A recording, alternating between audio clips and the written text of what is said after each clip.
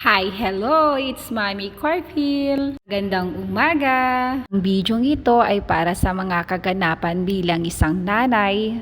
Kamusta kayo, mga mi? Simula sa araw na ito, pagpasok ng mga bata at eto ay liligpit ko ang mga pinag-inuman nila ng choco milk. Hindi kasi kumakain ng heavy breakfast ang aking mga anak. Etong mga hugasan, nakalimutan hugasan kagabi, kaya nga naman eto, nabalnawan na nga lang natin. Kahapon pala yung lunch nila may naiwan palang kanin. Hinayang tuloy ang mami.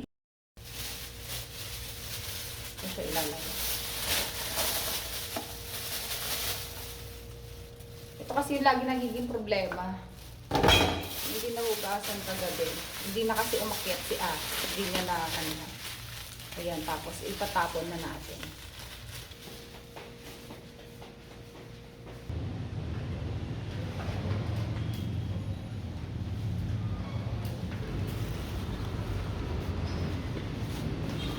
At eto, kailangan na rin natin labahan ang bedsheet, kaya naman eto ang una nating gagawin for today.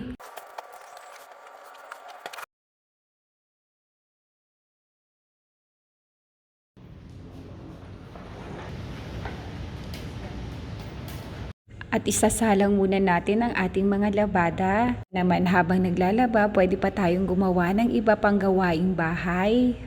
At eto pala mga mi, i-share ko lang itong lalagyanan ng aming sabon. Pala gamit namin yung Coffee Mate. Hindi ko nga ito tinapong, ginamit ko nga ito lalagyanan ng sabon. At eto kukunin ko na nga rin yung susunod na labahan natin. Kailangan na rin natin punasan ng lamesa para sa kape later. Habang naglalaba nga mga mi, eto magwawalis nga muna ako around the area para naman malinis everywhere. Siyempre dahil nanay na tayo, kailangan maging legalig sa ating mga gawain para naman paunti-unti ay may natatapos. At eto nga nung matapos na ako magwalis, binalikan ko na yung mga hugasan. Kailangan na nating hugasan para naman later. Pwede na rin tayong magkape.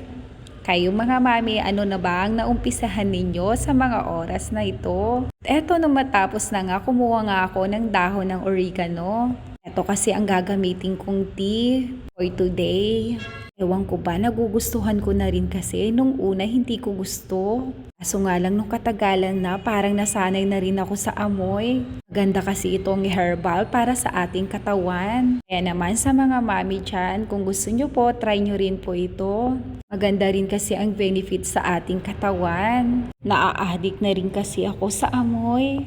Parang kulang ang araw ko na wala ng ganitong oregano tea. Kasi ang ginawa kong alternative ngayon para sa coffee. At eto nang matapos na rin ang tea natin, binalikan ko na nga rin ang ating mga labada. Ready na nating isampay, di ba? Nakakatuwa nga lang tayong mga mami. Makaganapan na paulit-ulit lang na nagiging magic na lang ang lahat. Nang matapos magsampay, eto nga naman, nagpainit nga muna ako mga mami at workout. At maliligo na rin. Tinatawag na rin ako ng ating daang kalikasan.